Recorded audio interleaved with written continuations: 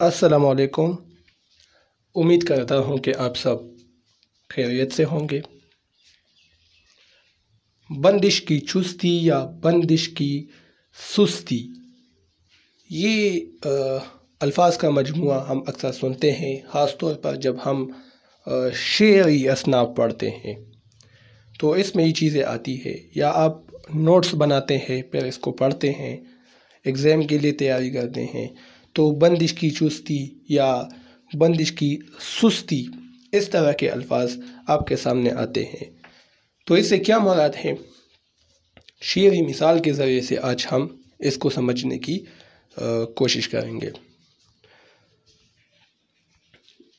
बंदिश की चुस्ती से मुराद है कि अशआर में अल्फाज इस तरह खूबसूरती और महारत से तरतीब दिए गए हों कि रवानी और तासीर में इजाफ़ा हो जाए।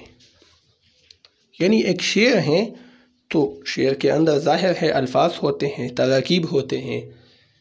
तो अब ये अल्फाज, ये तराकीब जो शेर के अंदर हैं, इसको नहायत खूबसूरत तरतीब दी जाए, इसको बेहतरीन तरतीब दिया जाए, ऐसा तरतीब दिया जाए कि इसकी रवानी में फ़र्क ना हो और इसके तासीर में भी इजाफ़ा हो जाए। यानी शेर को हम रवानी के साथ पढ़ सकें और पढ़ें तो उसका हम पर असर भी हो, तो इसको कहते हैं बंदिश की चुस्ती। ठीक है। अगर किसी शेर में अल्फाज गैर ज़रूरी तौर पर उलझे हुए हों, सकील, मुश्किल या बेजोड़ महसूस हों, तो कहा जाता है कि शेर में बंदिश की कमज़ोरी है, यानी शेर में बंदिश की सुस्ती है।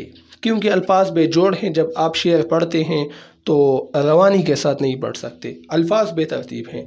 लेकिन अगर अल्फाज नहायत मौज़ून सलीके से तरतीब दिए गए और बाहम मुनासिब हों तो उसे बंदिश की चुस्ती कहा जाता है।